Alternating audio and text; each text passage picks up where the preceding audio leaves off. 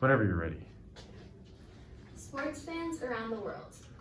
My research question is, how do sports teams gain and ensure fans' loyalty?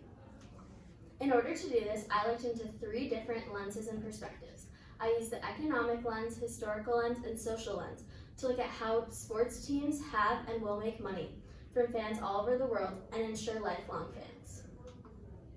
A quote from George Orwell about the relationships of fans in sports says, "Games were built up into a heavily financed activity capable of attracting vast crowds and arousing savage passions, and the infection spread from country to country." This quote initiated my research and helped lead to a conclusion. Many people may not know it, but they are looking for certain motivating factors when they go to a sporting event. These factors include entertainment, youth stress, pleasure, escape, arousal, family needs, self-esteem, affiliation, and economic gain in going to a team sports events or being a part of a sports team. It is also important spectators see the game or event experience as worth the money and time spent there. One important feeling teams try to draw out of fans is the feeling of economic gain. In fact, sports teams make billions of dollars from games alone. And the apparel industry is a multi-billion-dollar moneymaker as well. In 2003, there was a $12.7 billion sales of licensed sports apparel. And as you can see from this graph, from the University of California, Berkeley, the most 8 expensive game tickets come from 6 out of the 8 teams who have not won the past 8 Super Bowls. And with this, there was other studies that showed that all NFL teams make billions of dollars, as well as some MLB teams, all NBA teams, and most NHL teams make hundreds of millions of dollars. At sporting events, you will see the diehard fans and the casual spectators. A diehard fan put lots of investment and effort into their fandom and see themselves as part of the team, while a casual fan or sports spectator is someone who will go to a sporting event and watch the event, maybe check up on the team online every once in a while too. Teams must look into 3 different areas in order to make fans the most invested. These 3 areas are the 5 stages of identification, media, which includes technology and social media, as well as bias and racism. The first area we're going to look at is the 5 steps of identification. These 5 steps someone must take in order to have identification with the team are positive awareness, situational involvement, attraction, enduring involvement, and finally identification. Positive awareness is being introduced to a team, recalling a team, or getting on a team's bandwagon. Situational involvement includes event attendance aspects to determine if they will return. Next is the most important stage, the attraction stage. If a fan decides to return, a team must not become unattractive. An example of this would be if a team starts a losing streak. Otherwise, the spectator will find another form of entertainment. The attractiveness of sports teams can be because of geographical location, family or friends' support of the team, well-known players, or a winning team. Enduring involvement is the next stage, where fans have an attachment to the team, but their relationship still needs a stronger bond. During this stage, fans will buy apparel and see how the activity relates to their values. The final stage is identification.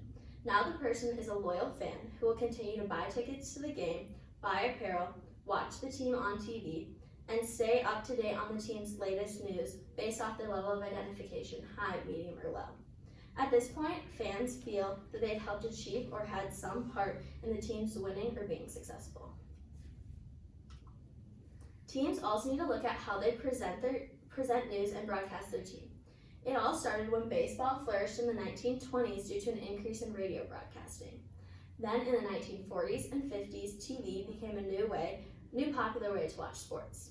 Sports Illustrated created a new way for sports news to be spread, and later ESPN became the first TV station devoted to sports.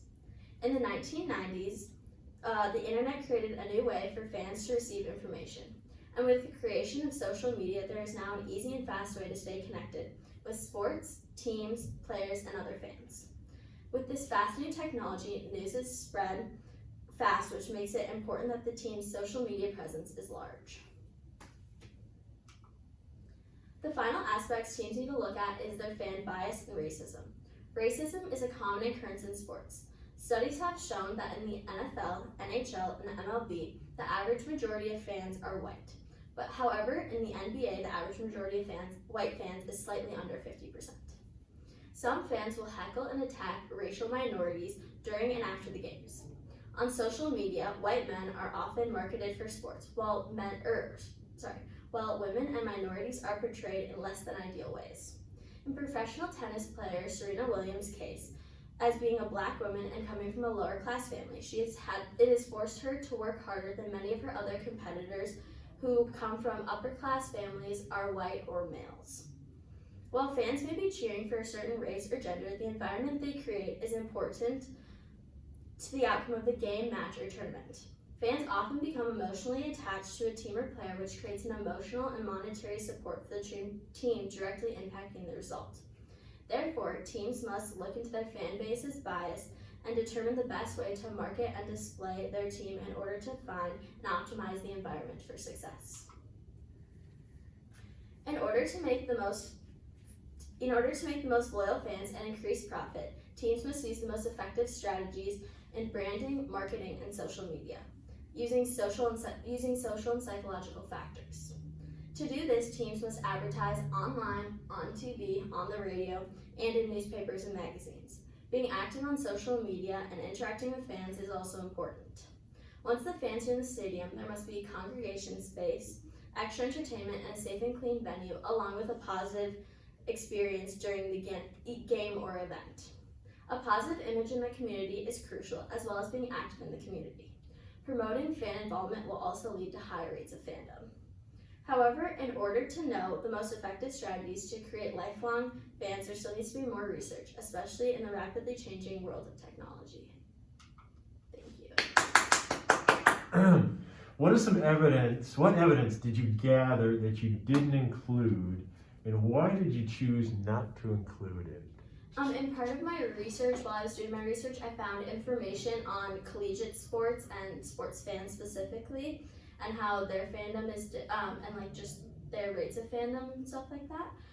However, I decided not to include this information because it didn't connect to some of my sources, as it was an older study and it only looked into one school. Therefore, I felt the information wouldn't really help me. Okay, thank you. What additional questions emerged from your research, and why are these questions important? Some of the additional questions that have emerged are, what do the teams and players specifically think of the fans and the environment that the fans create? As well as, how has COVID changed fans, the rates of fandom, sports events, and in general, the game outcomes. I also started to think about how the human body is affected when you watch sports, or what the attachment of a team, like the identification with the team, does to the brain. And these are important because they could lead to more research to be done and help you think more, and also lead to better strategies for teams to use. Okay, thank you. A round of applause. I'll add a huge